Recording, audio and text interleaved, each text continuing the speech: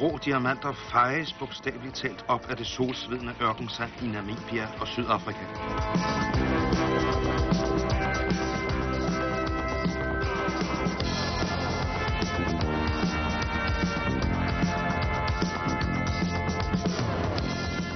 Den første grovsortering foregår lokalt og finder sted under skarp overvågning. Det er umådelige værdier, der gemmer sig i det uanselige grus og støv. Den finere sortering og videre bearbejdning foregår i Europa. Den største del af diamanterne finder anvendelse i industrien og slibes til industridiamanter. De største og vigtigste af diamanterne forarbejdes til smykker. Udvælgelsen og slibningen foretages af eksperter i Europas diamantcentre i Schweiz, Belgien og Holland. Vi behøver dog ikke rejse hverken til Amsterdam eller Zürich. Midt i København findes et firma, som siden 1924 har beskæftiget sig med diamanthandel. Jeg står her med vores hjemlige eksperter på det internationale diamantmarked, direktør Gerhard Weisshorn, hvis far grundlagde firmaet, og hans to unge partnere, Henrik Stahl og Georg Helm. Herr Weisshorn, diamanter har altid været et eftertragtet investeringsobjekt, ikke sandt? Jo, og det er meget forståeligt. Diamanter er sjældne, uforgængelige og smukke. Man kan i virkeligheden ikke forestille sig et smukkere syn end lysets brydning i en diamant. Det er et utroligt spil, farver, facetter. Har det ikke lige så meget at gøre med diamanternes store værdi i forhold til deres størrelse? Jeg mener, diamanter er nemmere at tage med sig og stikke af med, ikke sandt? Naturligvis. Det har da også nok spillet en vis rolle op igennem historien i urolige tider, men i dagens Danmark er det jo næppe aktuelt. Kunne man ikke forestille sig, at en mand med mange sorte penge køber diamanter for disse sorte penge? Tager diamanterne med sig til for eksempel Schweiz, hvor han sælger den for gode schweizerfranc, som han så anbringer på en konto i en schweizisk bank. Kunne man ikke forestille sig det i dagens Danmark? En livlig fantasi kan jo forestille sig, hvad det skal være. Jeg foretrækker at forestille mig, at diamanterne båret af en smuk kvinde til gensidig glæde og forskønnelse. Sorte penge, det kan de slet ikke forestille det. At handle med diamanter er en tillidssag. Vores kunder har tillid til os, og vi har tillid til dem, og vi spørger ikke om farven på deres penge. Men vores regnskaber er tilgængelige for både skattemyndigheder og toldvæsen. Må vi have lov at se en diamant? Gerne.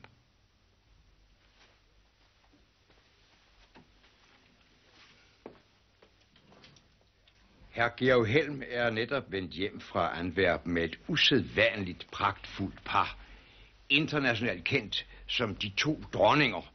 De indgik oprindeligt i en berømt samling på i alt 9, men de 7 af dem, også kaldet de 7 søstre, forsvandt under 2. verdenskrig. Er de ikke fantastiske? Georg Helm, kan de fortælle os, hvor meget de 2 diamanter er værd? Diamanter sættes i pris efter kvalitet, slibning og vægt. De her vejer 10 karat stykket, og så kommer det an på den øjeblikkelige kurs. Den kan Henrik få fra Antwerpen, det var kun et øjeblik.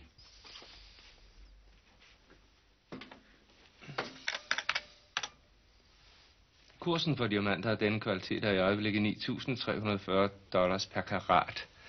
Med 10 karat bliver det $93.400 stykket. Det vil altså sige, at vi skal gange med 10.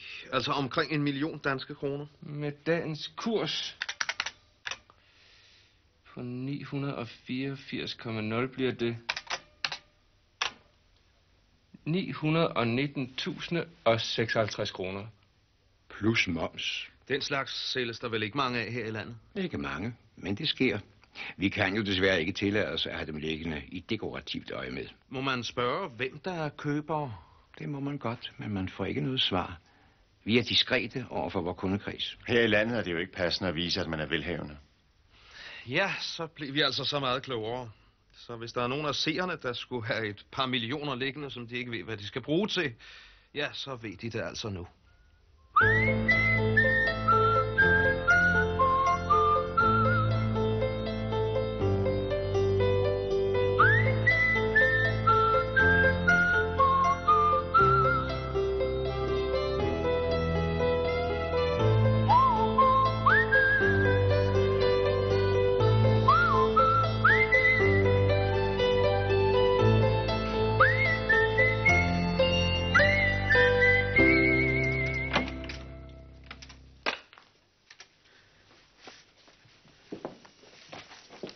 Det var billetterne til flyet i morgen tidlig. Det er Swissair om morgenen. Det var dejligt. Og til koncerten i aften.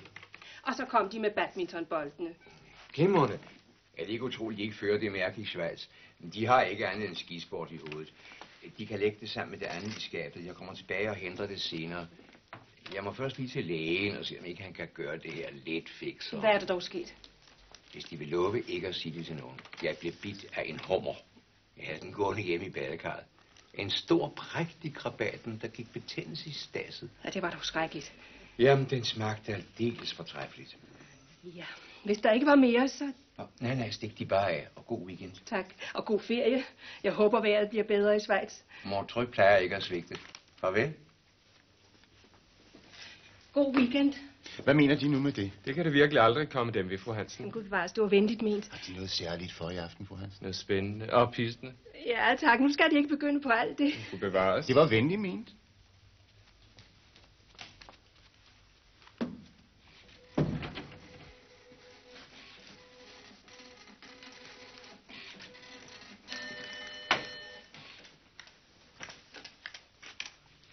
Flittig. Der er jo livlig trafik på markedet for tiden. Vi kan jo ikke alle sammen tillade sig at holde ferie. I de smukke gamle omgivelser. I den gode gamle stil.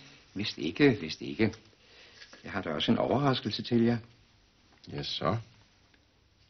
Jeg har aflyst min ferie. Hvordan det? Jeg havde egentlig tænkt mig at blive en uges tid hos min søster og hendes meget energiske børn, som spiller badminton. Plejer at hjælpe mig af med denne her. Men jeg har bestemt mig om at komme hjem søndag aften i stedet for. Hvorfor dog det?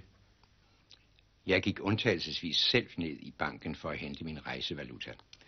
Bankdirektør Mauritsen ulærligede sig ud af sit bur for at hilse på mig. Han var stærkt optaget af, hvad det er for interessante og svært likviditetskrævende engagementer, vi er på vej ud i. Det havde jeg tænkt mig, at vi skulle have et møde om mandag morgen tidligt. Det er der naturligvis en helt enkel og fornuftig forklaring på. Det ville da være urimeligt at aflyse ferien i den anledning. Mine herrer, jeg har været hele mit liv i denne branche. Jeg er faktisk født i den. Jeg kender det hele. Både de små knep og de store svinestreger. Det er muligt, at der findes en enkel og fornuftig forklaring på, at vi på det nærmeste har tømt vores kassekredit. Hvis ikke, så kan de herrer måske nå at fremskaffe den til mandag morgen. Nå, jeg må løbe, og det er sandt. Hvis nogen skulle finde den lille klo, jeg plejer at have hængende her, så ville det glæde mig. Den var et kært minde. Jeg må have tabt den.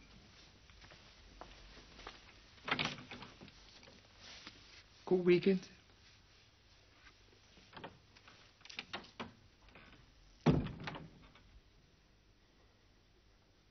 Satans! Hvad skulle han også pludselig i banken efter? Og det er jo det mindste af det. Hvis først han kommer i bøgerne, Og lærerboksen. og så er der det ved gamle Weisshorn, så ringer han til politiet. Jeg er meget alvorligt bange for, at du har ret. Det er utåligt. Det er for dumt. Det kan vi ikke bare finde os i. Det må vi forhindre. Simpelthen. Med andre ord. Gamle Weisshorn dukker ikke op her på mandag. For det forhindrer vi.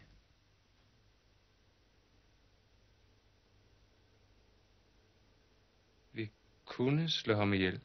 En mulighed. Han er jo alligevel en gammel mand. Nu bliver du sentimental. 20 millioner er mange penge. Det var bedre. Hvordan? Duer ikke. For risikabelt. Og måske også vel primitivt. Vi skal kun bruge 2 dage. Han skal bare forsinkes.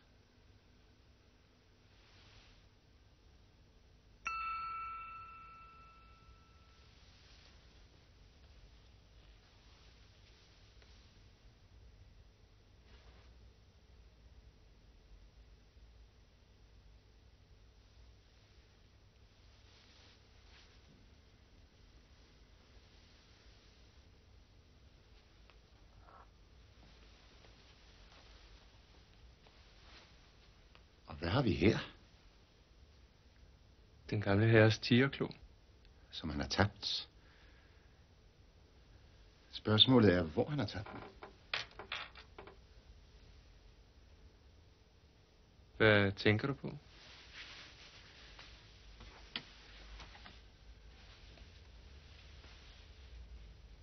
Jeg tænker på, at man jo også kan bruge badmintonbolde. For eksempel 2 badmintonbolde.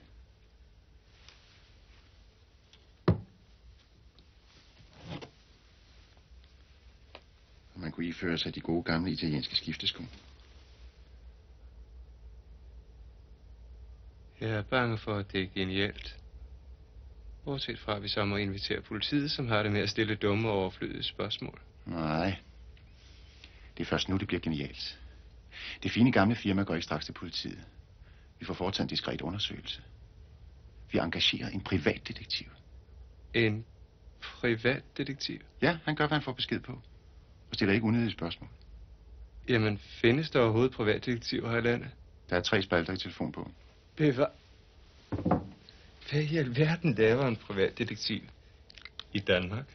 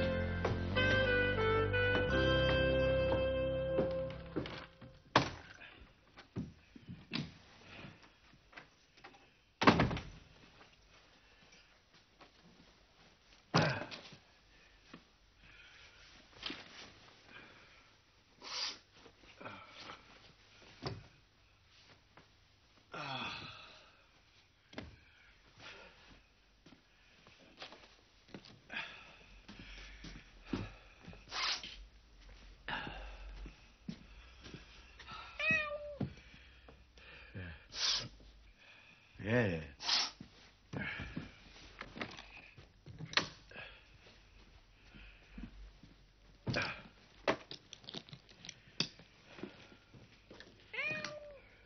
Ja, ja.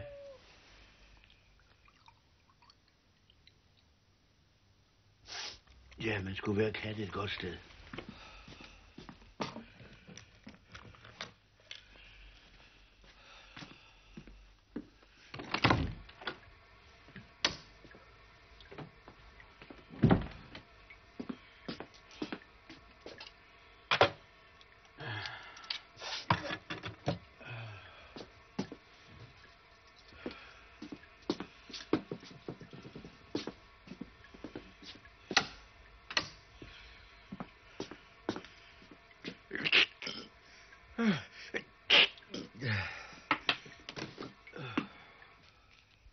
Til gengæld blev dagens etape i Tour de France stærkt generet af voldsomt uvejr i de franske alper. Den danske fører Kim Andersen kom i mål med hovedfeltet og ligger stadig på 19. plads. Heller ikke herhjemme er der meget trøst at hente vejrmæssigt. Vejrudsigten fra Meteorologisk Institut lover fortsat ustadigt vejr med en del regn og temperaturer under det normale for årstiden. Et lavtryk over de britiske øer giver opfriskende vind fra sydvest og byer. Dagtemperaturen skulle blive mellem 15 og 17 grader, lavest ved de østvendte kyster.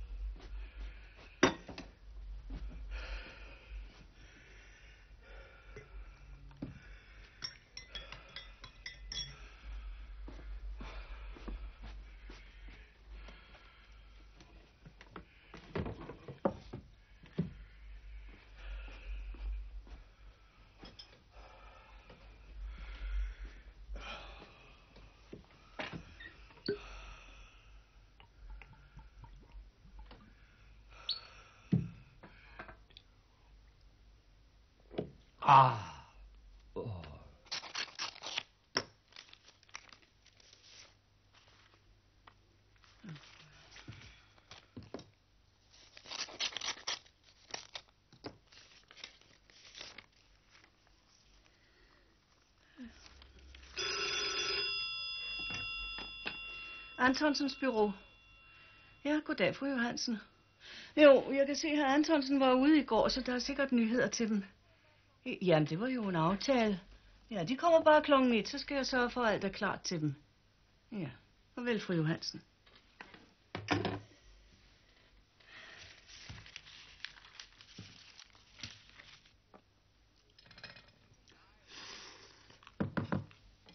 Nej! Det var fru Johansen, der ringede. Hun vil høre, hvordan det gik i går. Jeg kan se på deres frakker, de har været ude. Jeg håber ikke, de har gjort dem alt for våde. De ved jo godt, de ikke kan tage. Frøken Nyborg, jeg vil gerne have fred i dag. Jeg går i seng igen, jeg er ikke rigtig vel. De ved udmærket godt, at fru Johansen har bedt om at få rapporten i dag. Hun har lige ringet. Så må de ringe tilbage igen og sige, at fru Johansen kan få rapporten i morgen. De glemmer vist, at det er lørdag i morgen. Og det var fru Johansens udtrykkelige ønsker at få billeder og rapport i dag, så hun havde hele weekenden til at tale med sin mand om det. Nej, jeg kan snart ikke mere. Det er bare regninger i dag. Og en rykker fra telefonvæsenet. Det er den 3. Jeg skal nok. En frygtelig masse fotopapir, de har brugt i nat. Er de klar over, hvad det koster? Ja.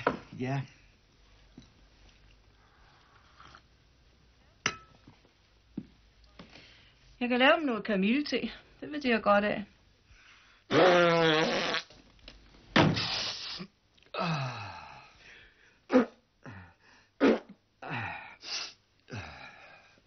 Undskyld.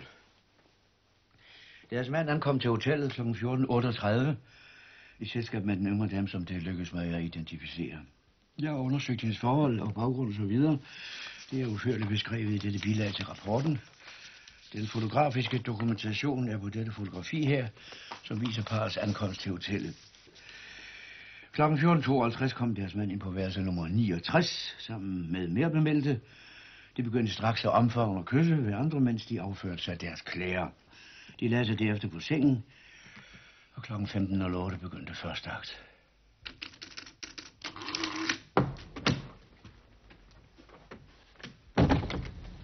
Goddag. Mit navn er Jensen. Jeg kommer fra Skandinavisk Inkasso. Goddag. Jeg har en inkassationsbegæring til dem. Ja, vi betaler altid vores regninger, så det må være en fejltagelse. Det kan jeg ikke forestille mig. Er dette ikke Holger Antonsens detektivbyrå? Jo. De har anskaffet et fotografisk forstørrelsesapparat af mærket Multigigant. Model 83H. Ikke sandt? Jo. De har ikke betalt afdraget de sidste 2 måneder.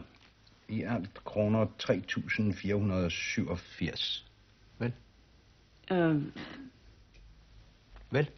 Nej. Hvis de venligst vil kvittere her. Klokken 18.38 forlod deres mand og den unge dame omsider hotellet. De tog hver sin taxa og skiltes efter at have kysset hinanden farvel 3 gange. Ja, det var så det hele.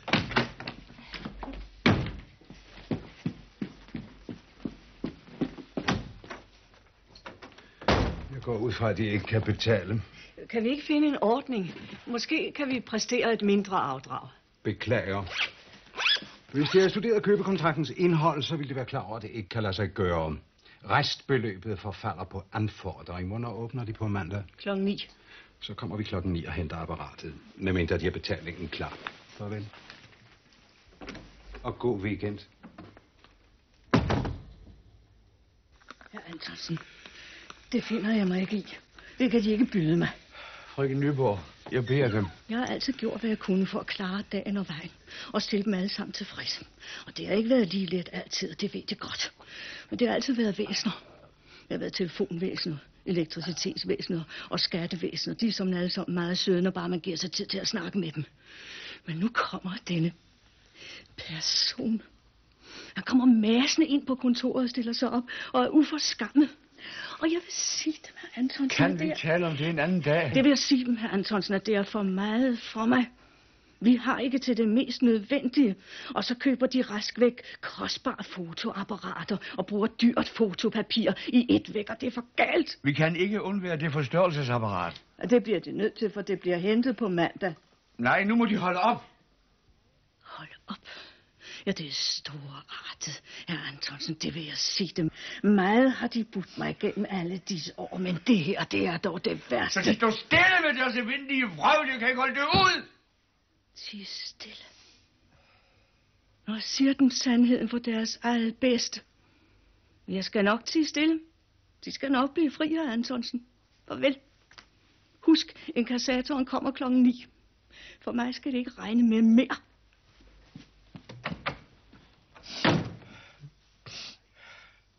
Nej. Nej.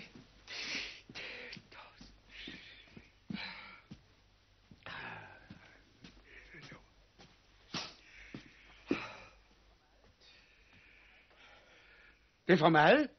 Det er for meget for et menneske. Hvad er det for et liv? Detektiv. Ja.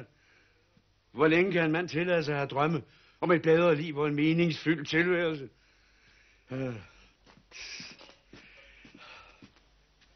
Hvad er en detektiv? Han er de uskyldiges værner og ven. Forbryderens frygtløse modstander. Med livet som indsats kæmper han for retfærdigheden i en grum og grusom verden. Ja.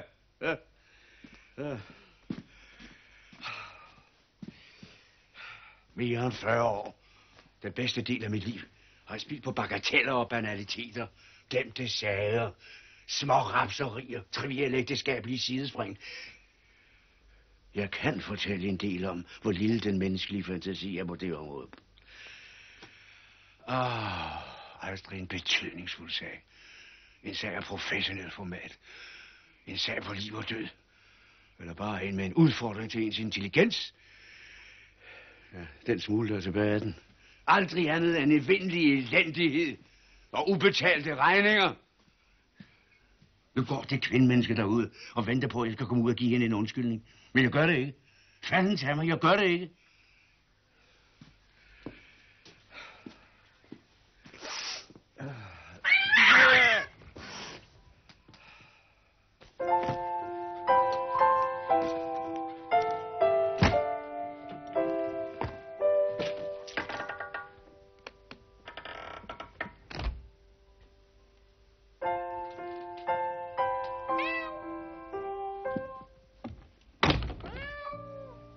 Nå, er du nu også blevet vist ud, Victoria?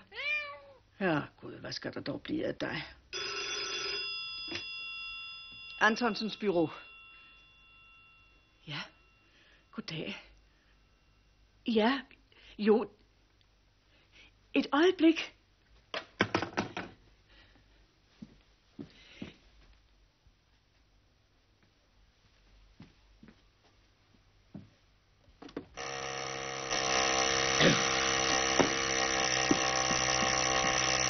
Ja! Ja, det er... Der er telefon. Ja, så.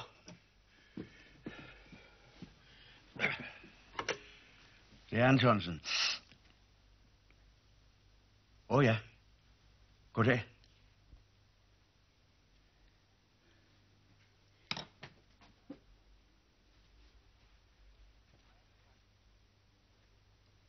Det drejer sig faktisk om værdier til millionbeløb, som er forsvundet fra vores boks. Men på grund af husets renommé og visse delikate omstændigheder, vil vi gerne i første omgang have foretaget en diskret, men naturligvis fuldt professionel undersøgelse. Kan de påtage dem det? Ja, naturligvis. Det er et af vores specialer. Hvilket? Ja, det er klart. Det kommer med det samme. Ja, farvel. Og tak.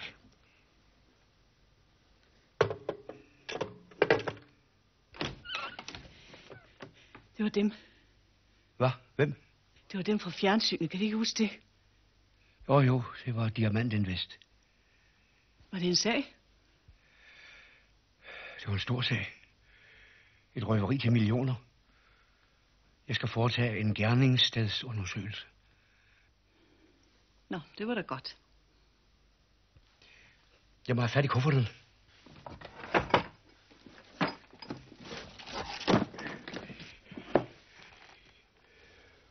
Ja, det er det alle sammen.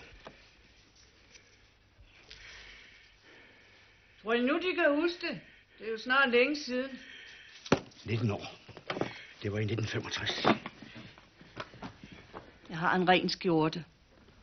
De kan ikke komme og se sådan ud sådan et sted. Tak for nu.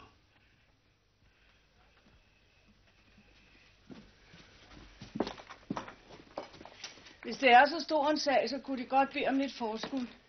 Vi skulle gerne bruge 3.487 kroner mandag morgen. Og hvis de synes, de bliver nødt til at tage en taxa, så husk at få et bilag. Ja.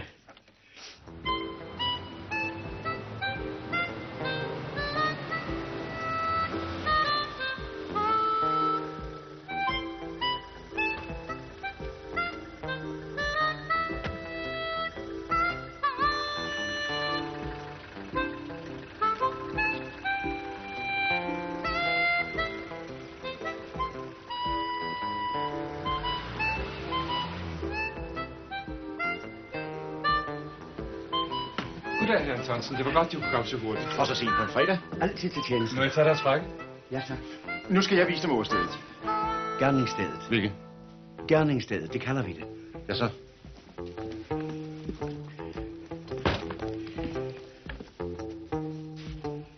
Jeg må allerførst gøre dem opmærksom på, at så fremt mine undersøgelser viser, at der er begået ulovligheder, så er det min pligt at underrette politiet. Naturligvis, herr Antonsen. Det er vi helt indforstået med.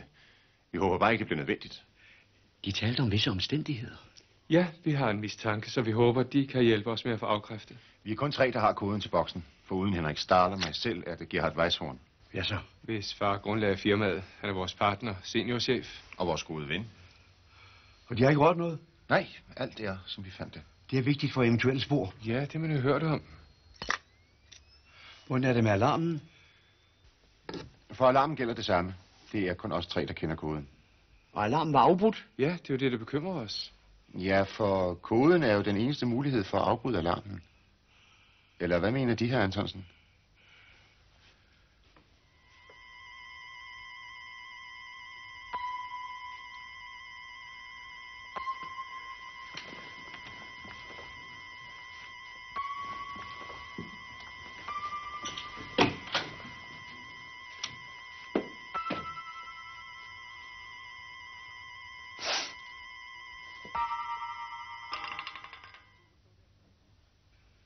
Plejer den stol at stå der? Tja, det er svært at sige. Jeg kommer faktisk aldrig. Det er jo nærmest personalet. Hvad mener du? Har aldrig set den før. Undskyld, men det er måske vigtigt, det her. Bevares. De må endelig ikke røre noget. Naturligvis ikke.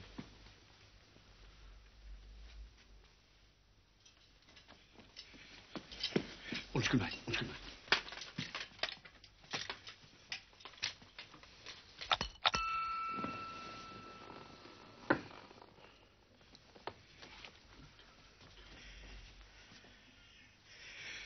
Det er hensyn til eventuelle spor. Ja, vist, ja. Glimrende.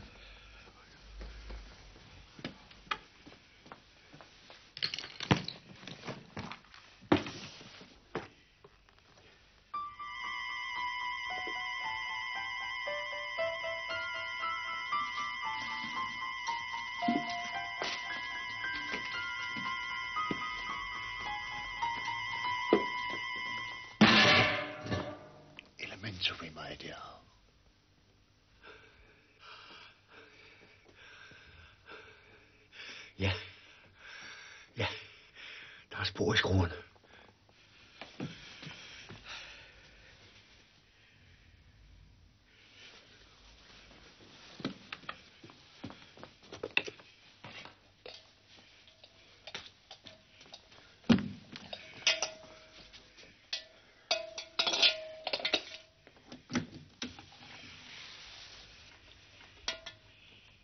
Ja, der er spor. Der er ingen tvivl. Tyven har stået på stolen. Han har fjernet begge dæksler fra sikringsdåsen. Så kan det lade sig gøre at afbryde alarmen. Det kan lade sig gøre, men det kræver, at man er endnu meget fingernem. Gud, der falder en sten fra mit hjerte. Ja, så kan det jo ikke være Gert. Ja, han kunne bare afbrudt alarmen helt normalt. Det er fint arbejde, Hans Hansen. Ja.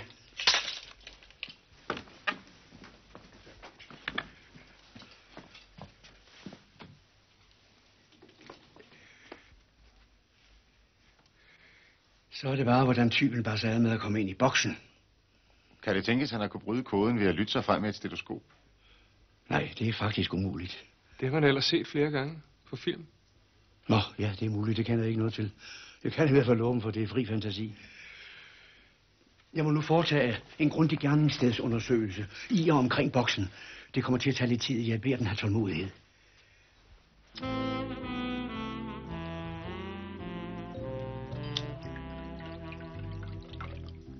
Herr Antonsen, vil de have en med?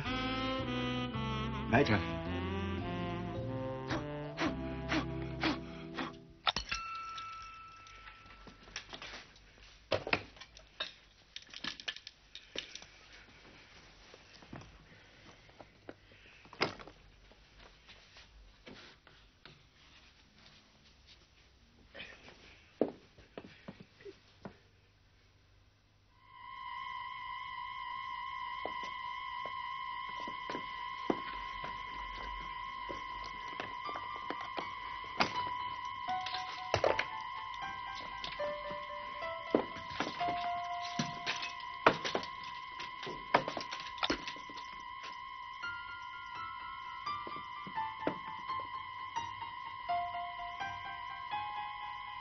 Kender de den her?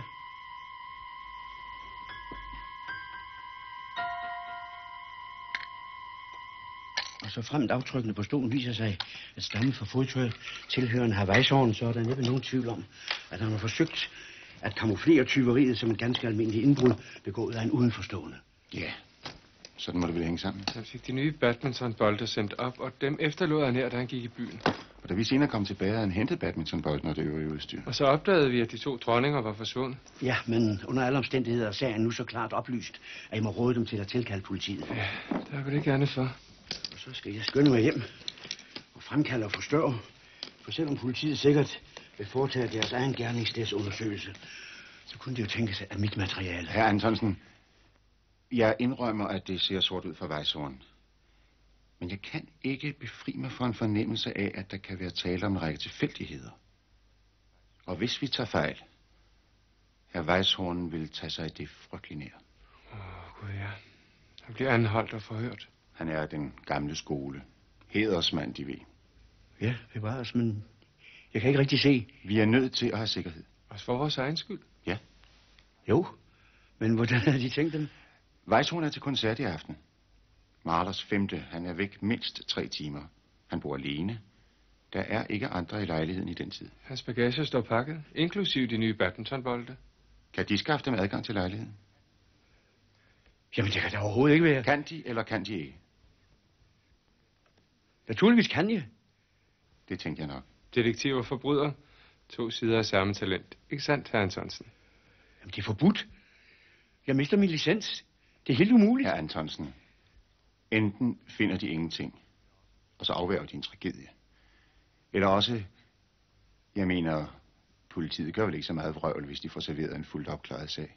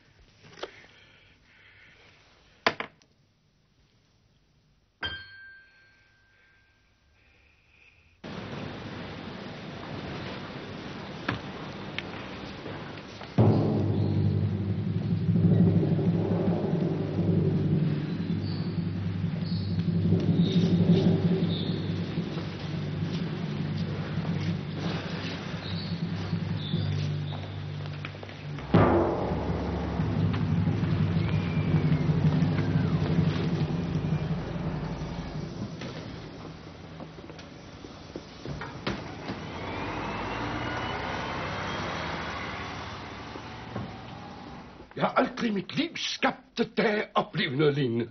Og jeg har oplevet en del. Det er en skandale. Hvordan kan de understå dem i udslette vigtige spor og forhindre opklaringen af en forbrydelse? Det rager mig en skid. Jeg passer bare mit arbejde, og det er tilfældigvis at gøre rent i den her bule. Nu skal de passe på, lille dame. Det er strafbart at sabotere politiets arbejde. Tja, skråt op. Jeg har fået stjålet 3 cykler i løbet af det sidste halvår, og det kunne politiet ikke tage sig af. Herr kriminalkommissær, måske er det i grunden vores skyld. Vi var ikke klar over, at fru Mona gjorde rent om lørdagen, for så havde vi naturligvis... Og hvorfor? Om jeg må spørge, gør de så rent om lørdagen? Så er jeg fri for at stå op 5:00 om mandagen. Og hvorfor, om jeg må spørge, tilkaldte det ikke omgående politiet? Vi håbede til det sidste, at vores mistanke var uberettiget, og foretrak derfor en privat og diskret undersøgelse. Ja, det står det. Og hvad vil de have, jeg skal stille op i retten, uden så meget som en ordentlig gerningsstedsundersøgelse? Jeg er kriminalkommissær. Undskyld. Men måske kan mit materiale... Er det dem? Ja, jeg er kriminalkommissær. Det er mig, Antonsen. Jeg har foretaget en gerningsstedsundersøgelse i alle detaljer. Men det siger, at de har lavet denne Antonsen udføre politiarbejde, og derved forplumrer det hele. Herr Antonsen har opført sig fuldt korrekt, og gjort os opmærksom på, at det var hans pligt at tilkalde Der er 3 spalter med privatdetektiver i telefonbogen. Hvorfor skulle de dog blandt alle disse muligheder netop vælge ham? Ja, han stod forrest af Antonsen, ikke sandt? Er de klar over, hvad denne hvad han lever af til daglig? Kriminalkommissær Fredelund, hvis jeg lige måtte forklare dem.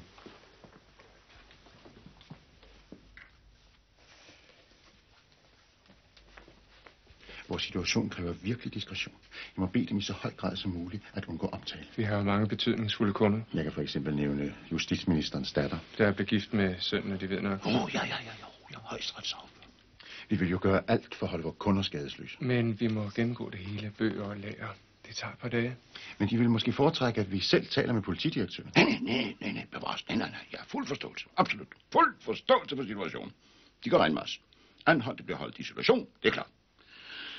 Det eneste beklagelige er bare, at jeg ikke som sædvanligt kan forelægge retten en reglementeret gerningsstedsundersøgelse på grund af denne lille... Herr kriminalkommissær. Nu skal de bare se. Det er slet ikke så dårligt, det her. Gode, skarpe billeder. Opmålinger, fodaftryk, fingeraftryk. En komplet gerningsstedsundersøgelse lige efter bogen.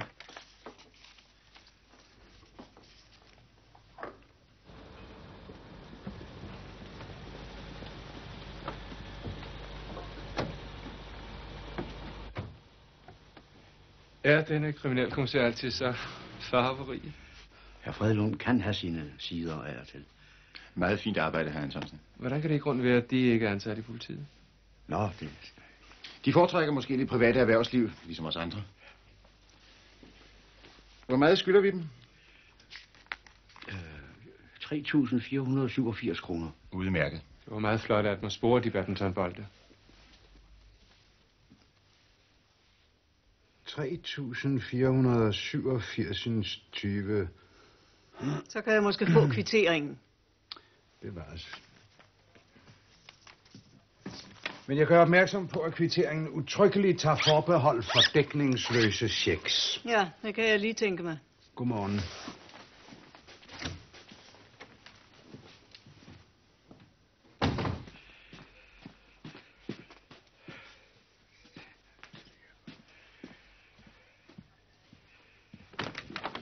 Så slap vi da af med ham. Jeg må sige, det var godt, det kunne huske beløbet så nøjagtigt, herr Antonsen. Hvornår får vi resten? Resten?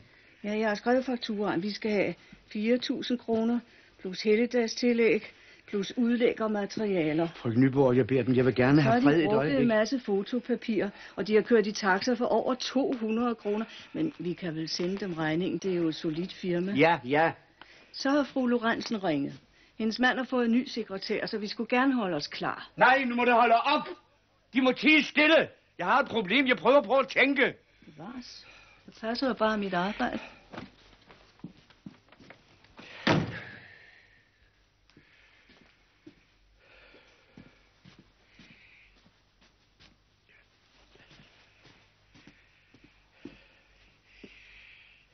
Der er noget galt. Der er noget, der ikke stemmer. Det er for dårligt, jeg kan komme i tanke om, hvad det er. Det gik også alt for nemt. Det hele var alt for oplagt. Der er noget galt. Der i stuen. Der fru Nyborg. Ja, det var godt, de kom. Er der noget los? Han er helt umulig i dag. Det var da underligt. Det må ellers have ringet godt for hans ører i dag. Hvordan det? Jeg var inde for at hilse på de gamle kolleger på gården. Jeg plejer altså at smutte forbi om mandagen. Og jeg har siddet en hel time og hørt dem rose Antonsen i høje toner. Det må jeg nok sige. De var meget begejstrede for Antonsens gerningsstedsundersøgelse. Det fremragende arbejde. Lige efter bogen. Og der var en lærer fra politiskolen, der talte om at bruge den som undervisningsmateriale. Det siger de ikke. Jo, de viste mig det hele, og det må jeg sige. Jeg har ikke set det bedre i de 42-20 år, jeg har været ved politiet. Hvad er det? Dag, Antonsen. Ja, det er tillykke med sagen. De er blevet venligt omtalt på politigården, herr Antonsen. Ja, se, hvad jeg har med til dig for alle kollegerne. Ja, vi skulle jo næsten skåle.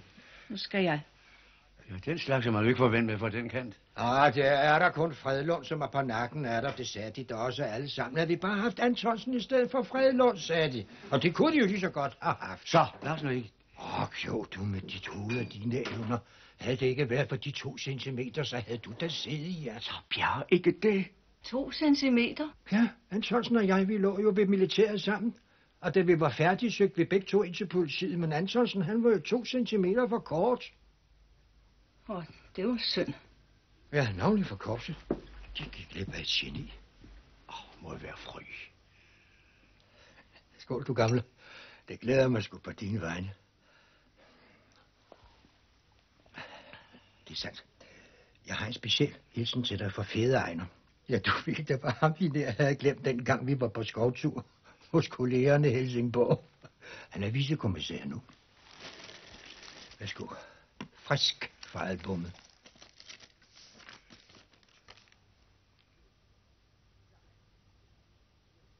Fede Ejner fortalte også, at de 2 diamanter, ham her forsøgte at snuppe, de hører sammen med 7 andre, som er på det sorte marked og efterlyst af Interpol.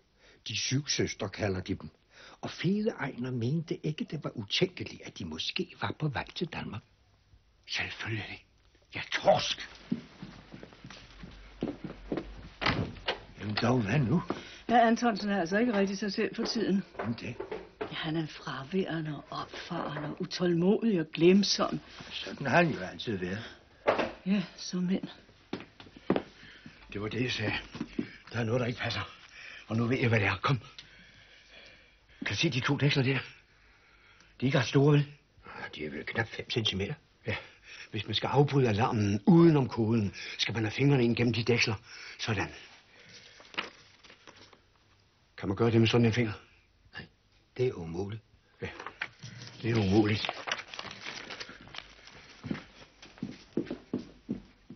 Det kan de selv se. Ja. Antonsen, hvad ved du? Det må jo forhindres. Det er justitsmord. Ja, hvor jeg ikke kører for dig. Jeg skal hjem alligevel. Vi har børnebørnene på feriebesøg, og jeg har lovet Katrine. Farvel for Nyborg.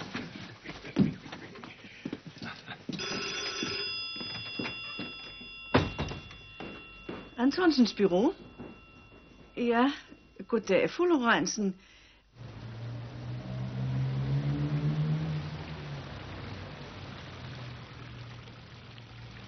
Nu må du jo endelig sige til, hvis du kan bruge mig til noget.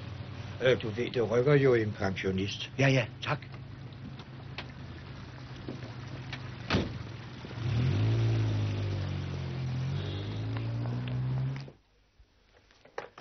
Beklager, men det er, som jeg sagde til dem. Direktørerne sidder i et meget vigtigt møde, og vil under ingen omstændigheder forstyrres. Jamen, det er livsvigtigt. Ja, de hørte jo selv, hvad jeg sagde, ikke sandt? Jo. Så må jeg vente. Ja, bevares, hvis de vil. Tak. Men det kan godt vare længe.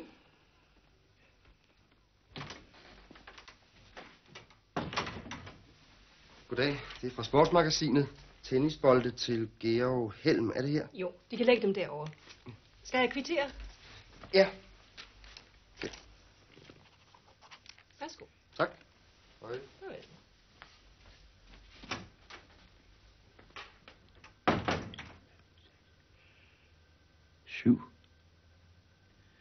Sagde de noget? Nej, ikke noget. Ja, desværre er der jo ikke andre, de kan komme til at tale med, for herr Weishorn er på ferie.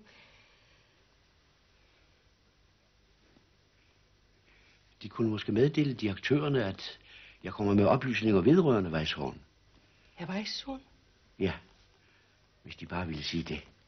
Ja, et øjeblik. Weishorn Diamant Invest. Ja, goddag. Ja. Det har jeg ikke fået nogen besked om. Men lige et øjeblik, så skal jeg høre. Ja, undskyld. Men det er rejsebureauet, der ringer og bekræfter billetterne til Sydafrika i morgen tidlig. Og så spørger de, om de skal reservere hjemrejse. Ja, vel ja. Det siger jeg så. Og så har jeg stadig her Antonsen siddende. Han siger, at han har oplysninger vedrørende herr Weishorn. Ja, vel ja. Ja, hallo. Nej, der skal ikke reserveres hjemrejse. Ja, den skal være åben. Udmærket. Farvel. Antonsen, ærligt talt, vi sidder i et vigtigt møde. Ja, jeg beder undskylde, men jeg har gjort observationer, som jeg mener må have interesse for... Antonsen-sagen går sin gang, og de har fået deres penge, ikke sandt? Jo, bevares. Men de måske gerne have flere. Ja, men det var nu ikke derfor. Vil være så venlig at sende en regning? De kan selv bestemme beløbet, det behøver vi slet ikke diskutere. Til gengæld vil jeg gerne være fri for dem regnene. Er det forstået? Ja, bevares. Farvel, Antonsen. Farvel. Farvel.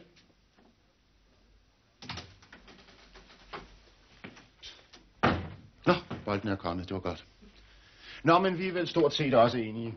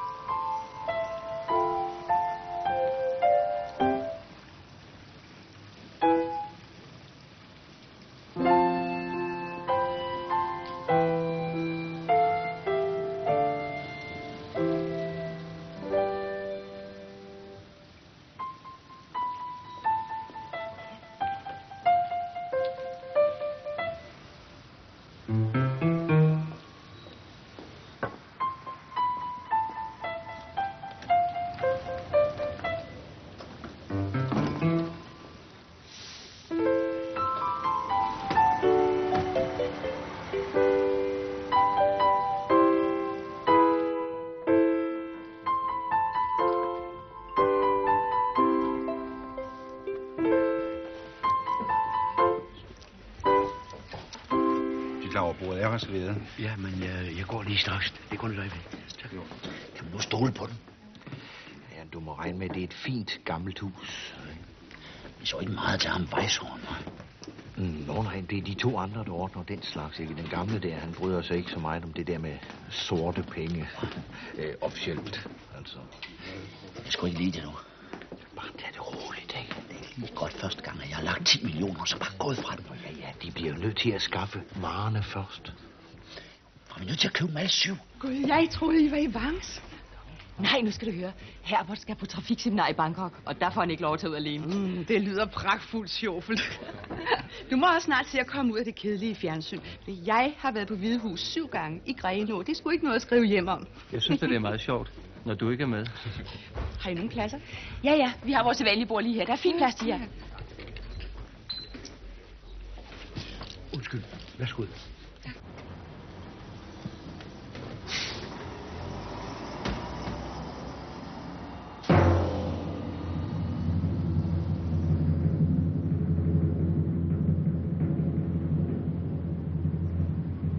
Uskyldig?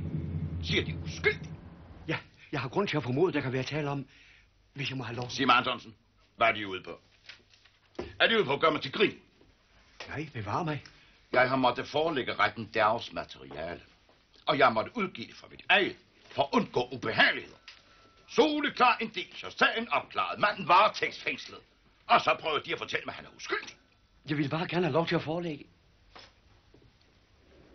De har en licens, ikke sandt? Jo. En licens, der giver dem tilladelse til at foretage vindueskikkerier, dyneløfterier og den slags, ikke sandt? Jo. Og det er stort set det, de lever af, ikke sandt? Men deres licens giver dem ikke tilladelse til at begå indbrud. Men det fremgår sagens akter, at de har skaffet dem adgang til Weisshorns lejlighed uden dommerkendelse. Ved vi, det kaldes? Det kaldes at begå indbrud. Vel? Ja. Hør nu godt efter, Anton. Hvis de en gang til, hvis de overhovedet nogensinde igen befatter dem med hæderligt og ordentligt politiarbejde, så skal jeg personligt sørge for, at de mister deres licens. Er du forstået? Ja. Farvel, herr Anton.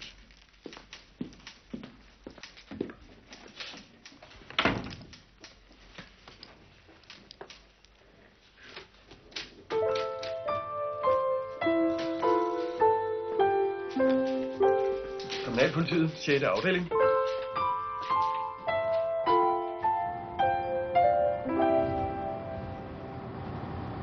er jo håbløst. Der er ikke noget at stille op. Men de finder jo ud af det selv. I morgen rejser de 2 slynger til Sydafrika. Og når det så viser sig, at de ikke kommer hjem igen, så finder de ud af det. De finder også ud af, at de har 10 sorte millioner med sig. Plus de 7 søstre, hvis ikke tager meget fejl. Det finder de ud af, det går af sig selv. Så det behøver jeg jo ikke rode mig ind i. Hey! Det var her, jeg skulle have.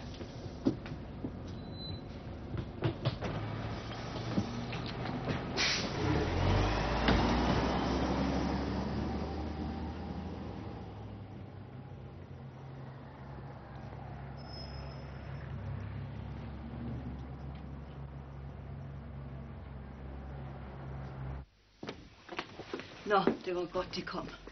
Jeg var ellers ved at blive helt nervøs, for fru Lorentzen har ringet. Hun har fået at vide, at grosseren kommer sent hjem, fordi han skal til generalforsamling i sejlklubben. Så ved vi jo nok, hvad klokken er slået. Det lå en meget på sinde at få en rapport, nu han har fået en ny sekretær. Det er i Hellerup Havn om en time. Ja, jeg skal nok. Vi må jo videre.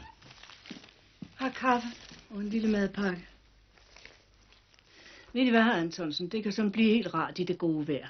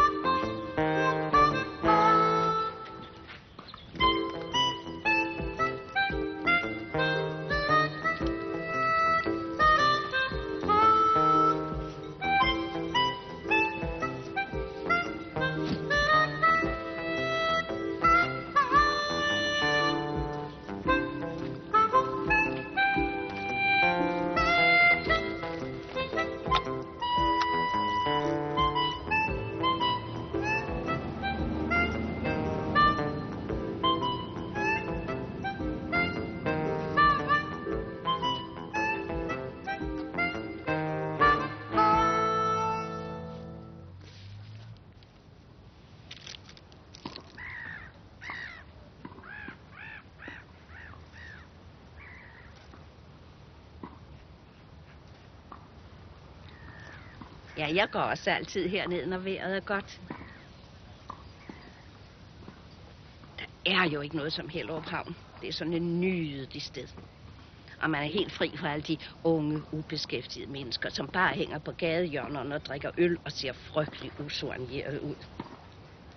Så nogen har vi ikke her i Hellerup Havn. Det er sådan nogle nydelige unge mennesker, der kommer her. Som nu de 2 unge herrer, der spiller tennis derovre.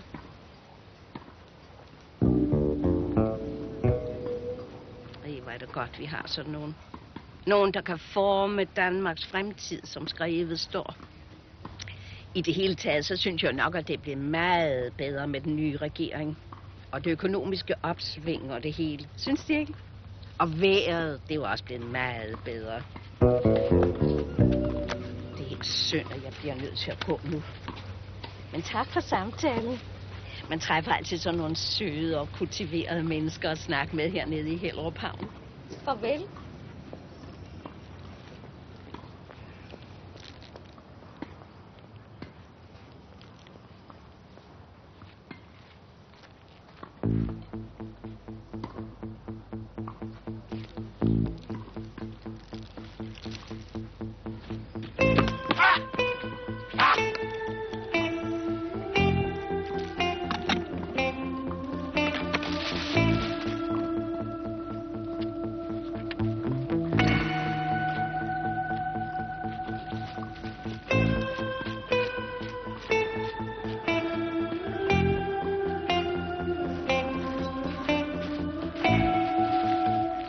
For at vinde. Hvad gør du?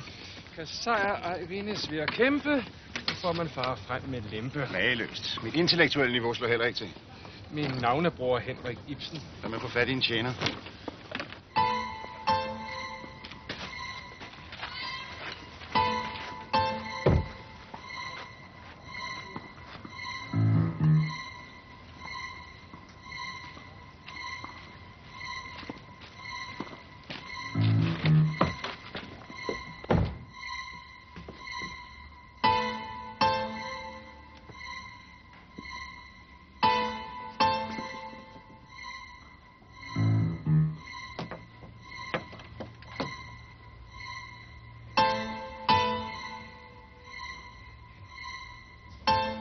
To gin og tonic og en gang sodoliven.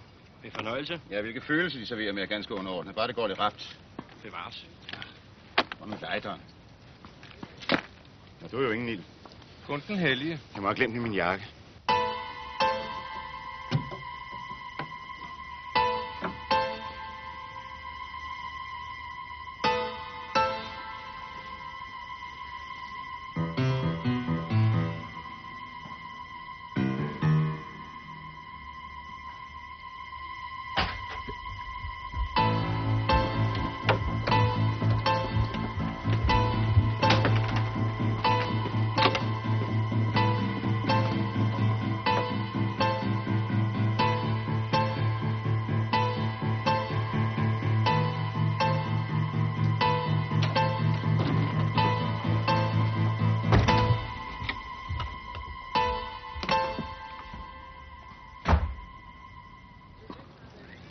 har lagt den derhjemme. Fordi ild.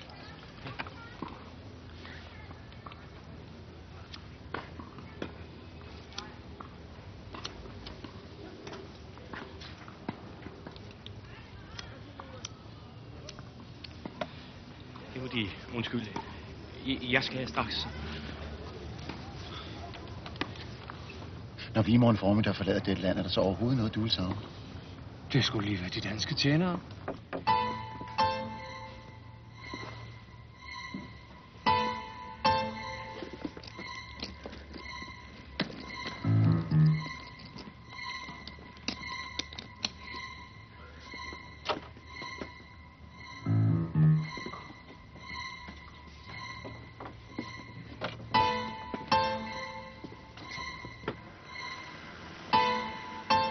Du sagde selv, at I måtte sige til, hvis du kunne hjælpe mig. Ja, jeg skal bruge koden til boksen. Ja, det må være forhørsrapporten. Ja. Nej, selvfølgelig skal jeg ikke bryde ind. Hør nu her. Ja, naturligvis. Børnebørnene. Ja, men det er vigtigt det her, det haster. Ja. Jamen så efter TV-avisen da. Ja, så venter jeg på dig derinde.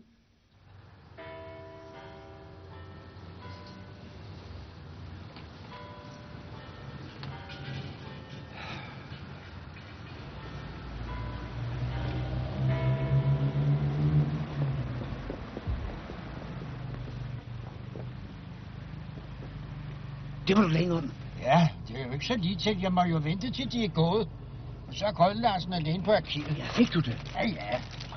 Men det kostede 3 korter og 2 til Grønlands. Og 1 for at låne kopimaskinen. Ja, det er side 3 på neden. Er det dig, der er Antonsen? Ja. Så dig, der ikke er en lille skid. Så jo, tak. Jeg synes, du sagde, han gav en is. Ja. Far skal nok.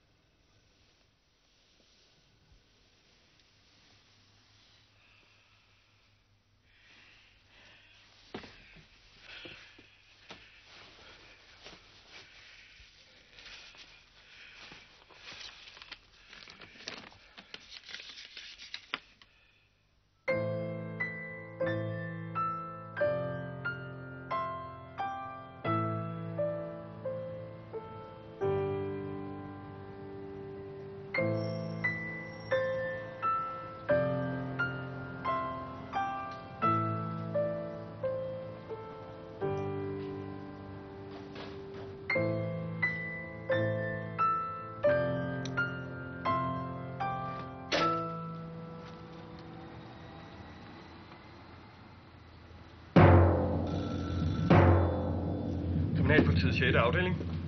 Ja, så. Weisshorn Diamantinvest. Har de haft indbrudshjælp? Ja, det er lige det samme som sidst, så jeg skal ikke have noget at klemme. Jeg vil gerne tale med ham, politigeneralen, eller hvad han nu var. Han var i hvert fald ved at gave ude at høre på. Et øjeblik. Det er til dem her, kriminalkommissær. Just så.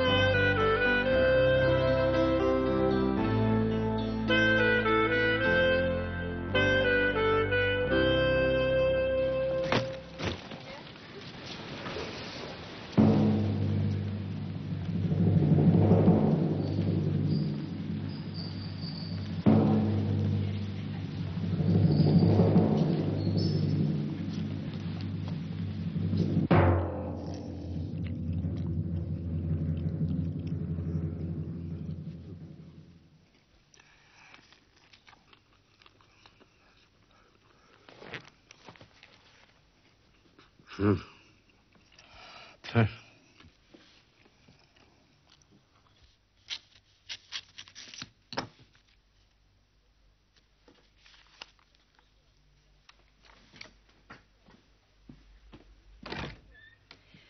Nu skal de ikke være ked af det, hr. Antonsen. Hvad? Hvorledes? Jo, fordi de kom til at tage fejl. Jeg mener, det var jo slet ikke ham Weisshorn, som de troede, og som de ellers fik sådan en ros for. I virkeligheden var det jo de to andre, og den slags kan ske for enhver, hr. Antonsen. Og politiet ved jo alligevel nok bedst, når det kommer til stykket. Ikke sandt?